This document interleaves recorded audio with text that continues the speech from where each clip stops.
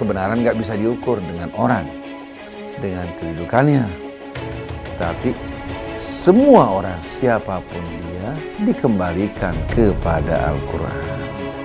Yang cocok tutur kata perbuatan sikapnya dengan Quran, berarti dia berbuat benar. Yang tidak cocok, berarti dia orang yang melakukan kesalahan. Jadi nggak ada Islam Jawa, nggak ada Islam Sunda, nggak ada Islam Sumatera, Islam Sulawesi, Islam Nusantara, nggak ada. Yang ada Islam yang satu datang dari Allah, karena sumbernya satu. Kalau mazhab, fikiran, kesimpulan, pemahaman, bisa pemahaman Ustaz Fulan, Kiai Fulan, Habib Fulan. Tapi bukan berarti kalau Habib pasti benar, kalau Kiai pasti benar, kalau Ustaz, nggak ada. Kebenaran diukur dengan tolak ukur kebenaran. Oleh karena itu jangan bikin bingung kita, jangan bikin orang-orang awam bingung. Semua dikembalikan, Habib Fulan begini, Kiai Fulan begini, Ustaz Fulan begini. Kalau begini atau begitu kenapa?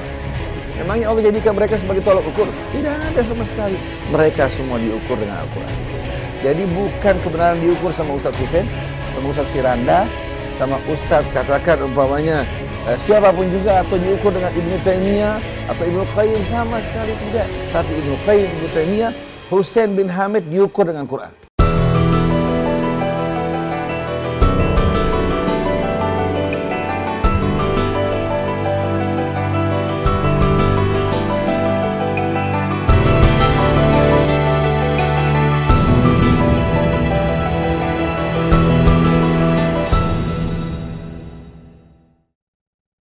Assalamualaikum warahmatullahi wabarakatuh.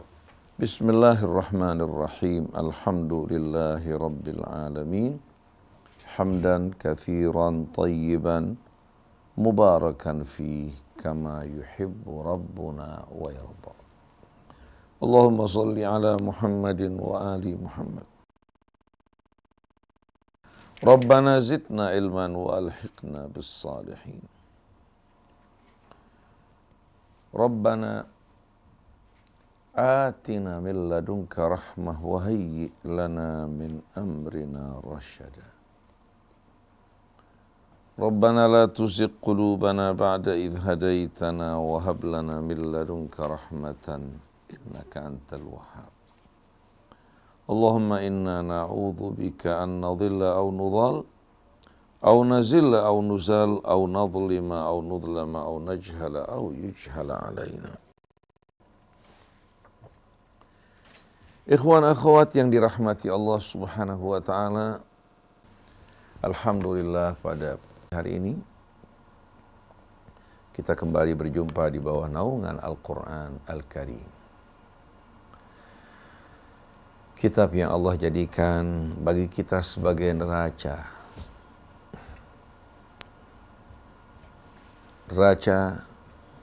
bagi kebenaran, bagi kebajikan, yang tidak terdapat keraguan di dalamnya sedikit pun.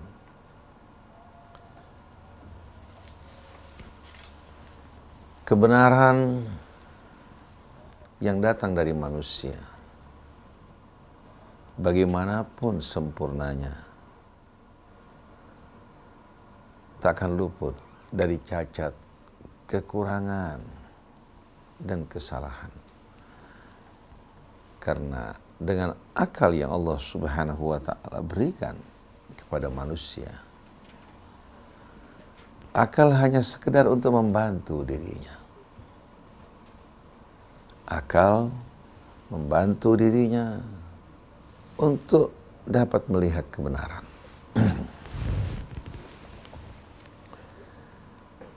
Tapi akal sebagaimana kedua bola mata membutuhkan cahaya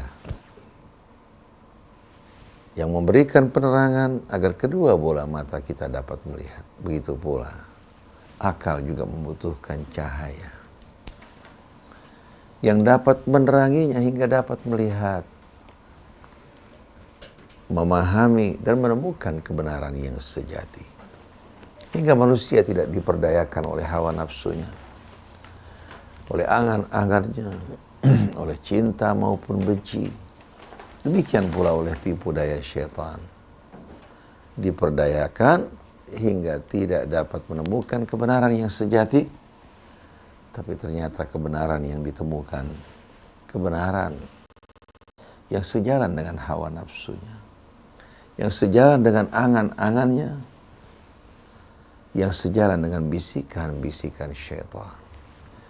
Oleh karena itu tidak sedikit manusia, mereka merasa diri mereka dalam kebenaran, padahal mereka orang yang paling jauh dari kebenaran. Ini yang kita akan kaji pada pagi hari ini bersama-sama, berhubungan dengan kebenaran Al-Quran, sebagaimana yang Allah terangkan. Sebelumnya marilah bersama-sama kita beristi'adzah, berlindung kepada Allah, dan memulai kajian kita ini dengan namanya. A'udzu billahi minasyaitonir rajim. Bismillahirrahmanirrahim. Alif lam mim. Dzalikal kitab la raiba fihi hudan lil muttaqin. Allah Subhanahu wa taala memulai surat Al-Baqarah dengan 3 huruf yang mengingatkan kita bahwasannya kitab suci Al-Quran ini walaupun tersusun dari huruf-huruf, kata-kata, kalimat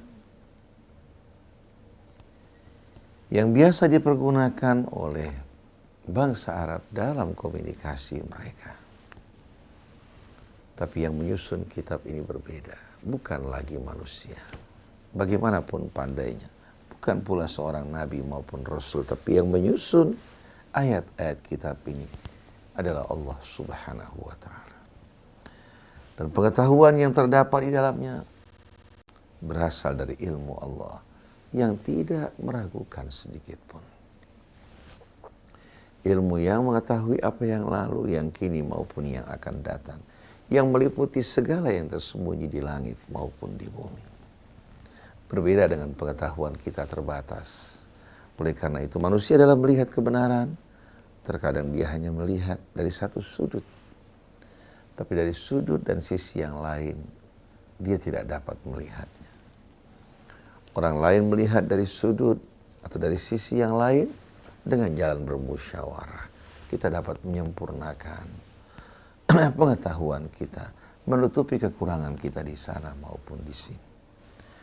Oleh karena itu, untuk menghindari manusia agar tidak tergelincir, agar tidak tersesat, agar tidak terangkap dalam tipu daya syaitan dan permainannya, Allah turunkan sebuah kitab yang berisikan kebenaran dan tidak diragukan kebenarannya sedikit pun juga. Dzalikal kitab la raiba fihi hudan lil muttaqin. Allah menunjuk kepada kitab suci Al-Quran yang begitu agung. Dzalikal kitab. Pandanglah, itulah Alkitab yang lain dari kitab yang lain, yang berbeda dengan kitab yang lain. Kalau kitab yang lain berasal dari manusia dengan segala kekurangannya, sedangkan kitab ini berasal dari sisi Allah yang maha tahu lagi maha bijaksana, yang maha pengasih lagi maha penyayang. La raiba fi, tidak terdapat keraguan di dalamnya sedikit pun. Hudan lil muttaqin, sebagai petunjuk bagi orang-orang yang bertakwa. Karena hanya orang yang bertakwa yang akan menyambut seruan, bimbingan dan petunjuk Allah. Al-Quran bagi orang yang beriman adalah cahaya yang menerangi kalbu mereka, akal mereka. Bagi orang yang beriman, Al-Quran adalah neraca, adalah mizan, timbangan. Bagi orang-orang yang beriman, Al-Quran adalah tolok ukur untuk mengukur dan menilai sesuatu itu benar atau salah, baik atau buruk, dan apa yang diterangkan oleh Al-Quran sebagai kebenaran tidak terdapat keraguan sedikit pun di dalamnya.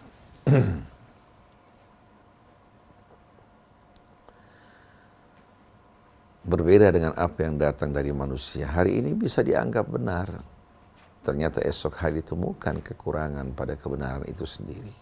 Hari ini dianggap benar, besok bisa terbukti kesalahannya. Oleh karena itu jangan pernah manusia bangga dengan kesimpulan ataupun pendapatnya. Manusia sering dipermainkan oleh syaitan melalui perasaannya, baik itu cinta maupun benci, kebanggaan dan kesombongan. Tetapi manusia yang berpegang kepada tali Allah, mau menyesuaikan nafsunya dengan akal sehat, dengan kebenaran yang datang dari sisi Allah Subhanahu wa taala, maka orang semacam ini orang yang hidup selalu bersama kebenaran. Marilah kita mulai renungan kita dengan membaca Ummul Quran terlebih dahulu. A'udzu billahi minasy syaithanir rajim. Bismillahirrahmanirrahim. Alhamdulillahi rabbil alamin. Ar-Rahmanir Rahim. Maliki yaumiddin. Iyyaka na'budu wa iyyaka nasta'in. Ihdinas siratal mustaqim. Siratal ladzina an'amta 'alaihim ghairil maghdubi 'alaihim waladdallin.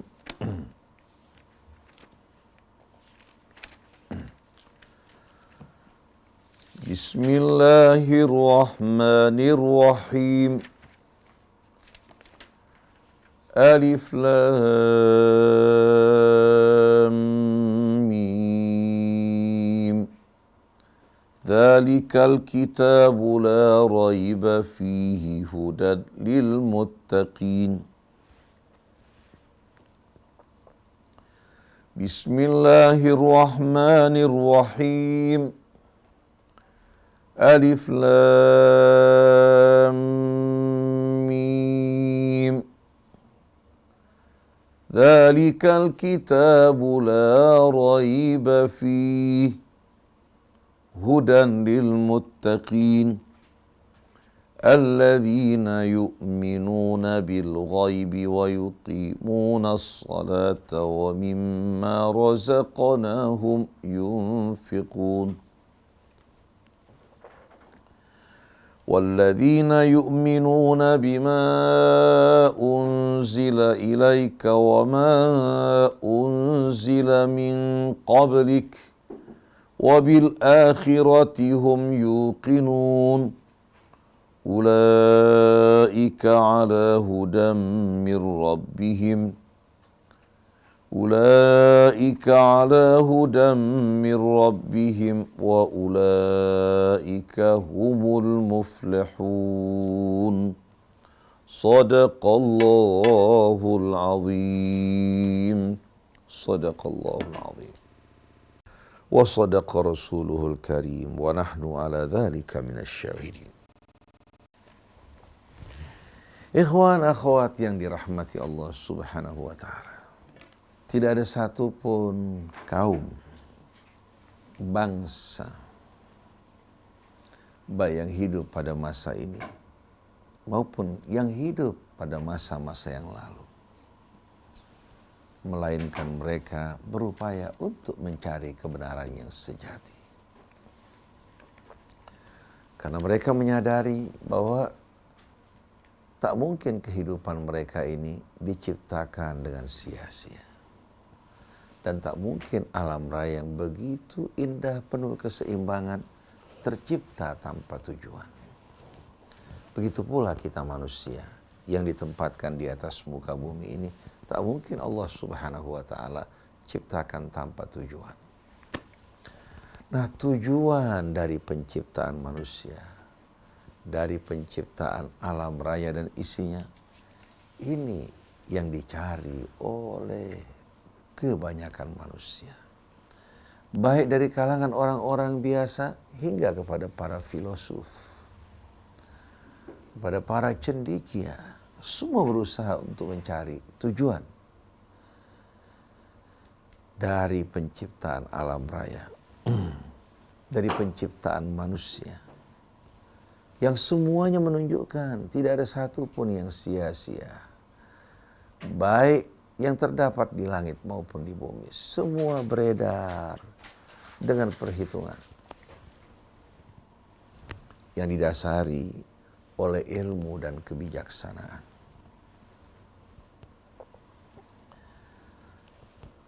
Banyak orang bertanya-tanya mana yang lebih dulu, kebenaran, perbuatan yang benar, atau orang yang benar.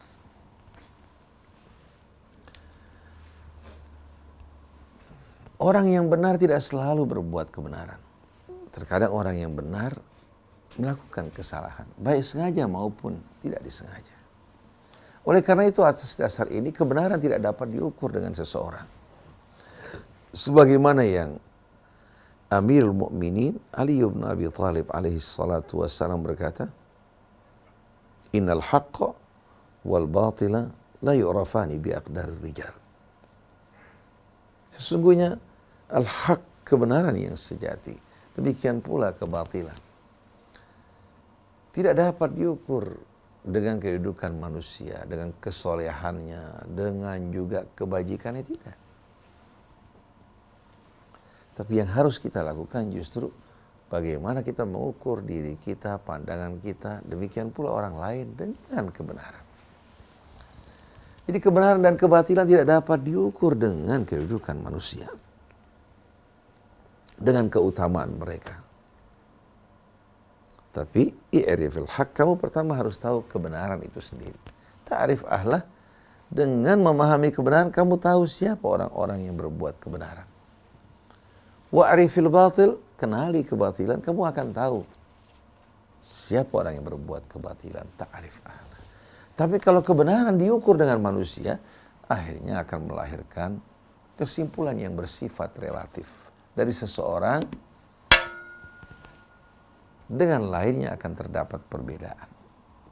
Begitu pula hadirin sekalian, dari satu bangsa kepada bangsa yang lain.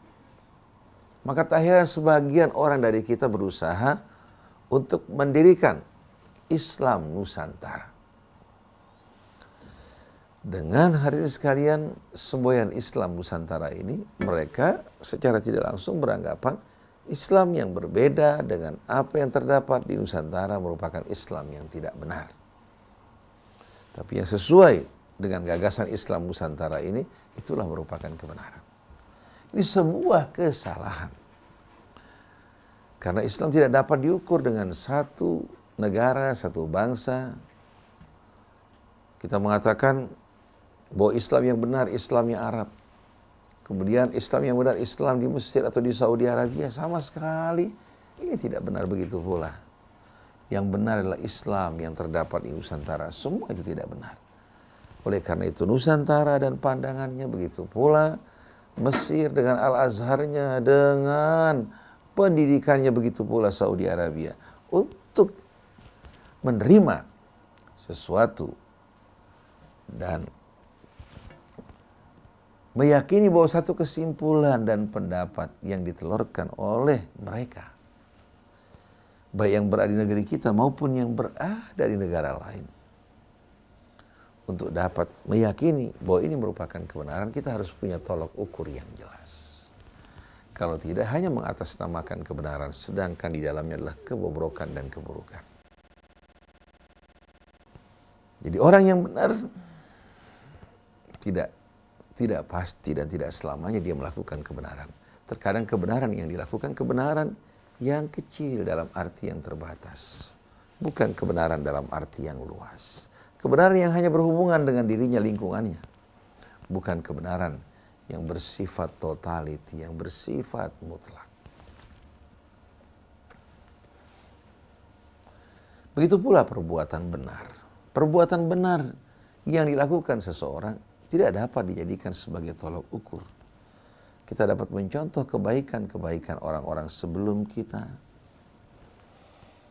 Begitu pula hadirin sekalian, perbuatan benar yang dilakukan seseorang dan orang menanggapi perbuatan tersebut sebagai perbuatan yang benar bukan merupakan satu jaminan bahwa apa yang dilakukan adalah kebenaran yang berlaku untuk sepanjang zaman. Maka pertanyaannya, dari mana kita harus memulai? Dari mana kita harus menentukan sikap kita? Apa tolak ukur yang menjadi ukuran bagi kita semua untuk menentukan ini benar dan salah? Kita jumpai pada saat ini perbedaan pendapat, pertentangan di antara kaum muslimin semakin hari semakin tajam. Jarak antara kaum muslimin satu sama lain saling berjauhan. Maka jalan satu-satunya untuk betul-betul meyakini bahwa perbuatan kita benar, meyakini apa yang kita lakukan tidak salah, kita harus kembali kepada tolak ukur yang meyakinkan, tidak meragukan, yaitu Al-Quran Al-Karim, Al-Haqqu min Rabbika fala takunanna minal mumtarin, kebenaran dari Tuhanmu. Janganlah sekali-kali engkau termasuk dari orang yang bimbang dan ragu. Al-Haqqu min Rabbik fala takun minal mumtarin. Allah mengulang-ulang hal ini.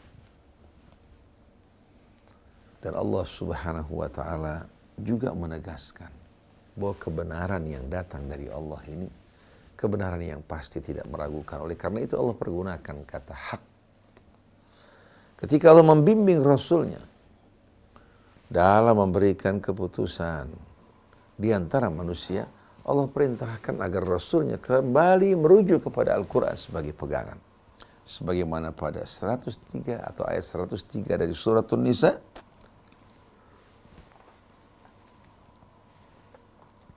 Inna anzalna ilaikal kitaba bil haqq litahkuma bainan nasi bima arakallah wa la takunil khainina khasima. Sesungguhnya kami telah menurunkan kepadamu Alkitab bil haqq, dengan berisikan kebenaran. Kebenaran yang tidak meragukan. Litahkuma bainan nasi bima arakallah, agar kau berikan keputusan di antara manusia sesuai dengan apa yang Allah ajarkan padamu. Wala takun lil khainina khasima, dan jangan sekali-kali engkau menjadi pembela orang yang berkhianat. Dengan tegas Allah menerangkan bahwa kami menurunkan Alkitab dengan membawa petunjuk dan neraca kebenaran yang tidak meragukan, agar kau berikan keputusan di antara manusia dengan cara yang hak. Dan jangan engkau menjadi pembela bagi orang-orang yang berkhianat. Ini merupakan ketegasan yang datang dari sisi Allah Subhanahu wa ta'ala, yang menegaskan bahwa kitab suci Al-Quran ini merupakan tolak ukur, neraca bagi kita untuk membedakan di antara yang hak dan yang batil. Nah, banyak kita jumpai bahkan dari kalangan ulama, orang-orang yang merujuk kepada kitab fulan, kepada syekh fulan, kiai fulan, atau habib fulan, mereka jadikan sebagai tolak ukur. Kalau kita bacakan ayat-ayat Allah Subhanahu wa ta'ala kepadanya, mereka akan mengatakan, mana yang lebih alim, kamu ataukah orang-orang tua kami yang dibekali ilmu pengetahuan bahkan karamat? Jawaban kita, selagi satu pendapat bertentangan dengan Al-Quran, dari siapapun dia datang, dari manapun dia berasal, dari golongan apapun, maka dengan tegas kami katakan bahwa ini merupakan hal yang batil. Tidak ada keraguan sedikit pun.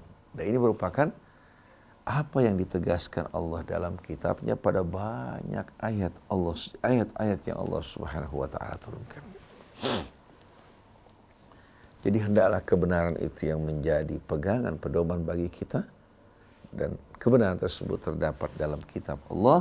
Oleh karena itu seharusnya umat Islam bisa diperkenalkan pada agamanya, dimulai dengan memperkenalkan mereka kepada kitabnya, mempelajari isinya, merenungkan ayatnya, dan beramal sesuai dengan petunjuknya. Karena kitab ini akan membimbing manusia ke jalan yang lebih lurus, jalan yang betul-betul amat indah, jalan kemuliaan dan keselamatan. Oleh karena itu ikutlah bimbingan petunjukmu, yakinlah pada janjinya, dan waspada terhadap ancaman-ancaman yang Allah Subhanahu wa taala jatuhkan pada mereka orang-orang yang ingkar. Suratul Baqarah merupakan salah satu surah Makkiyah. Masa turunnya cukup panjang. Dari mulai permulaan Nabi hijrah ke Madinah hingga Nabi kita kembali ke sisi Allah Subhanahu wa taala. Surat ini dimulai dengan 3 huruf, yaitu Alif Lam Mim, yang mengisyaratkan akan tantangan Allah terhadap mereka yang meragukan kebenaran Al-Quran. Dalam suratul Baqarah juga Allah bertanya pada mereka, Qul in kuntum fi raibim mimma nazzalna ala abdina fa'tu bi suratin min mithli wad'u syuhada'akum min dunillahi in kuntum shadiqin. Katakan bila kalian berada dalam kebimbangan, keraguan atas apa yang kami turunkan dari Al-Quran, silahkan kalian menandingi Al-Quran dengan satu surah saja yang serupa dengan Al-Quran. Kalian panggil bala bantuan kalian, baik dari kalangan jinnya maupun manusianya, untuk membantu dirinya. Tapi pada akhirnya, fa illam taf'alu wa lan taf'alu fattaqun nar allati waquduha an-nas wal hijaratu uiddat lil kafirin. Kalau kalian tidak mampu untuk mengerjakan, dan sekali-kali kalian tidak akan mampu, karena ini merupakan susunan yang langsung disusun oleh Allah dengan ilmunya dan kebijaksanaannya. Maka waspadalah kalian dari azab api neraka yang bahan bakarnya adalah batu dan manusia, yang dipersiapkan Allah untuk mereka-mereka yang ingkar. Jadi seolah-olah Allah bertanya pada mereka, kalau kalian meragukan kebenaran Al-Quran, silahkan kalian tandingi Al-Quran. Tapi ternyata tidak ada satupun di antara mereka orang yang tampil untuk menyambut tantangan Allah Subhanahu wa ta'ala. Alif Lam Mim. Huruf-huruf ini ikuti dengan keterangan mengenai Al-Quran seperti Hamim, tanzilul kitabi minallahil azizil hakim. Taha ma anzalna alaikal qur'ana litashqa. Begitu pula dalam suratul Baqarah, Alif Lam Mim, dzalikal kitabu la raiba fi. Setelah Allah memulai surahnya dengan ketiga huruf ini, Allah Subhanahu wa ta'ala menunjuk kepada kitabnya, itulah Alkitab yang tidak terdapat keraguan di dalamnya sedikit pun. Hudan lil muttaqin, sebagai petunjuk yang Allah Subhanahu wa ta'ala siapkan bagi orang-orang yang bertakwa. Alladzina yu'minuna bil ghaib wa yuqimuna as-salah wa mimma razaqnahum yunfiqun. Itu orang-orang yang beriman kepada yang gaib. Janji-janji Allah Subhanahu wa ta'ala yang Allah janjikan mengenai syurganya, mengenai nerakanya, mengenai balasan yang Allah Subhanahu wa ta'ala sediakan bagi mereka, Allah Subhanahu wa ta'ala tidak merincikannya dalam hal ini. Nah, mereka-mereka yang beriman kepada apa-apa yang gaib, dari apa yang Allah janjikan, dari apa yang Allah peringatkan kepada umat manusia, mereka lah hadirin sekalian merupakan ciri-ciri dari orang-orang yang bertakwa. Jadi kitab ini, kitab yang tidak meragukan sedikit pun, karena tidak terdapat keraguan di dalamnya. Petunjuk untuk orang yang bertakwa. Nah, ciri-ciri orang yang bertakwa, yang pertama yang Allah sebutkan, mereka yang beriman kepada yang gaib. Mereka bukan hanya beriman kepada hal yang bersifat materi, bukan hanya sekedar hidup untuk tujuan-tujuan duniawi yang sempit, yang pengap dan pendek, tapi mereka hidup untuk kebenaran yang sejati. Allah terangkan dalam kitabnya bahwa kehidupan kita di dunia ini sebagai khalifah Allah sedang menjalani ujian dengan pilihan yang Allah berikan kepada kita. Lalu Allah ingatkan kita akan adanya hari akhir di mana orang-orang yang beriman akan ditempatkan di tempat yang mulia di sisinya dalam taman syurganya. Sedangkan orang yang ingkar dan durhaka ditempatkan Allah dalam azab dan siksanya.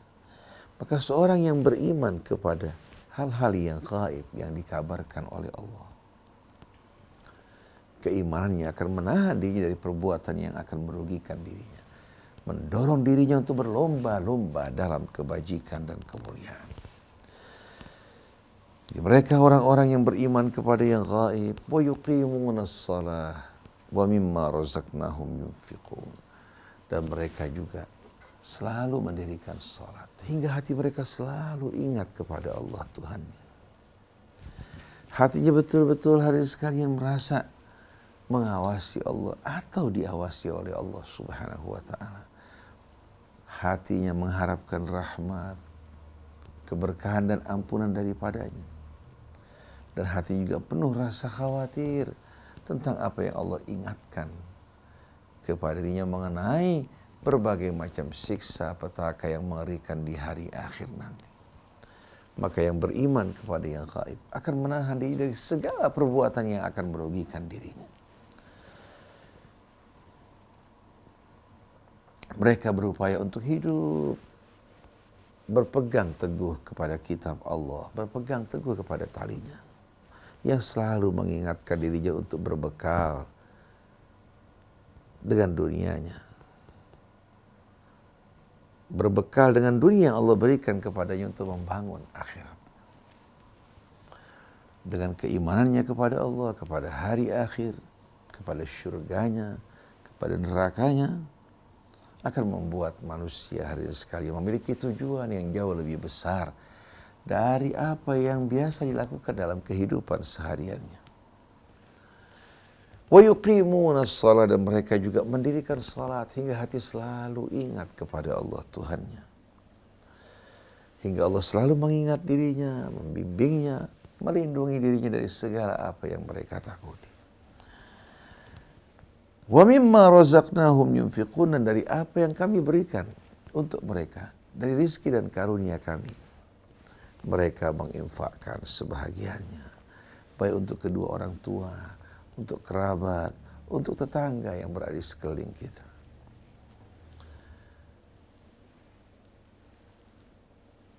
Walladzina yu'minuna bima unzila ilaika wa ma unzila min qablik wa bil akhirati hum yuqinun, dan mereka yang beriman kepada apa yang diwahyukan, diturunkan kepadamu wahai Rasulullah, dan apa yang diturunkan Allah kepada rasul-rasul sebelummu. Wabil akhirati hum yuqinun, dan mereka benar-benar penuh keyakinan terhadap hari akhir sebagaimana yang Allah Subhanahu wa taala telah mengingatkan kita semua. Ini kriteria mengenai orang yang bertakwa dalam surah ini.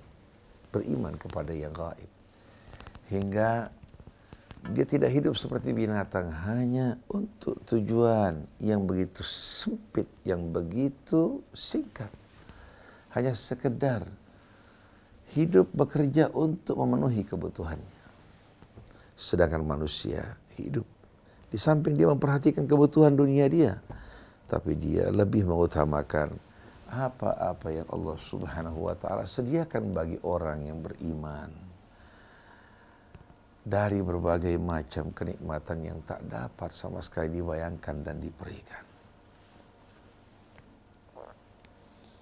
Oleh karena itu, marilah ikhwan akhwat yang dirahmati Allah Subhanahu wa taala, jangan kita membiarkan hati kita lengah.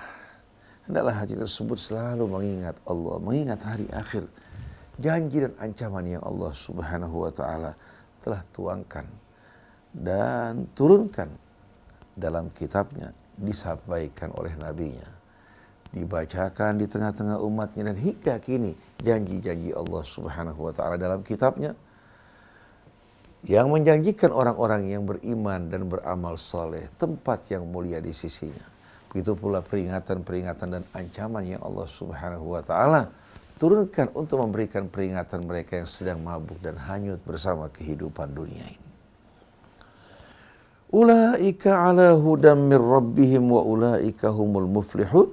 Mereka lah orang-orang yang berada di bawah naungan petunjuk Tuhan mereka, dan mereka lah orang-orang yang beruntung, orang-orang yang sukses. Ayat-ayat ini hadirin sekalian tidak banyak, jumlahnya hanya 5 ayat yang kita baca. Tapi pada ayat ini terdapat bimbingan petunjuk dari Allah Subhanahu wa taala agar kita menjadikan kitab sucinya sebagai pegangan hidup kita dan diyakini kebenaran yang terdapat di dalamnya. Dan jangan kita hiraukan berbagai macam pendapat yang simpang siur satu dengan lainnya, yang bertolak belakang dengan kitab Allah. Apa saja yang sesuai dengan kitab Allah, kita yakini kebenarannya. Yang tidak sesuai, kita tolak dan kita abaikan. Oleh karena itu, hendaklah kita berupaya untuk mendidik diri kita, keluarga kita, agar dapat memahami apa yang Allah tuangkan dalam kitab sucinya. Kalau ada yang tidak jelas dan samar, datanglah kepada orang-orang yang berpengetahuan untuk menerangkan apa-apa yang tidak jelas bagi kalian. Maka kitab suci Al-Quran ini kitab yang menjadi tolak ukur bagi kita. Merupakan neraca yang dapat menunjukkan secara pasti, yang tidak meragukan, menunjukkan kebenaran ataupun kebatilan. Maka marilah bersama-sama, jangan kita mendewa-dewakan manusia, jangan kita mengagung-agungkan mereka, tapi marilah kita berupaya untuk selalu melakukan koreksi terhadap pendapat kita, kesimpulan kita. Demikian pula amal-amal yang kita lakukan, apakah betul telah benar-benar sesuai dengan kitab Allah Subhanahu wa taala? Karena di hari kemudian nanti Alkitab inilah yang kelak akan menjadi tolak ukur yang menimbang amal-amal manusia. Mudah-mudahan Allah Subhanahu wa taala melimpahkan rahmat dan karunia-Nya atas kita semua, menjadikan kita orang yang selalu berpegang teguh kepada Al-Quran, membantu kita untuk memahami ayat-ayatnya dengan sebaik-baiknya, sebagaimana yang Allah ridhai dan Allah kehendaki, mengampuni dosa kesalahan kita, menjadikan kita hamba-hambanya selalu kembali kepada Allah. Semoga Allah SWT mengampuni dosa kedua orang tua kita, guru-guru kita, dan seluruh kaum muslimin dan muslimat. Subhanakallahumma wa bihamdik, asyhadu an la ilaha illa anta astaghfiruka wa atubu ilaik. Wal afu minkum, wassalamualaikum warahmatullahi wabarakatuh.